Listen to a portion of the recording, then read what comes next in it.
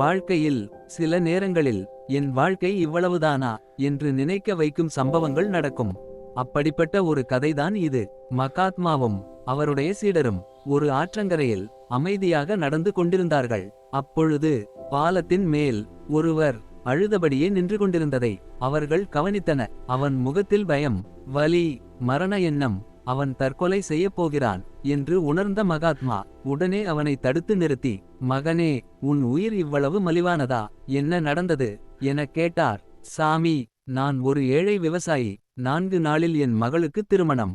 ஆனால் நான் சேர்த்து வைத்த பணம், நகைகள் எல்லாம் திருட்டு போச்சு. அவனது கண்களில் நம்பிக்கை இல்லாமல் கூறினார். அமைதியாக சிரித்த மகாத்மா, மகனே, நடப்பது அனைத்தும் நன்மைக்கே. இதில் என்ன நன்மை சாமி என்று விவசாயி கேட்டான். அப்பொழுது மகாத்மா ஒரு கதையை சொல்ல ஆரம்பித்தார். ஒரு காலத்தில் ராமேஷ் என்ற ஒரு கடைக்காரன் இருந்தான். ஒரு நாள் அவனுடைய கடை தீப்பிடித்து எரிந்து சாம்பலாகிவிட்டது. அதனால் ஏழ்மை நிலைக்கு சென்று விட்டான். நண்பர்கள் அவனை விட்டு விலகின. மனைவி கூட அவனை பிரிந்து சென்று விட்டாள்.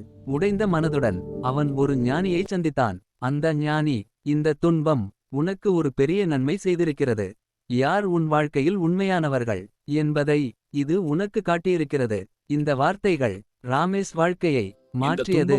அவன் நகரம் சென்றான். அங்கு இரவும் பகலும் உழைத்து ஒரு நாள் ஒரு பெரிய நிறுவனத்தின் உரிமையாளராக மாறினான். அப்போது என் கடை எரியவில்லை என்றால் இவ்வளவு உயரத்தை நான் அடைந்திருக்க மாட்டேன் என்று உணர்ந்தான்.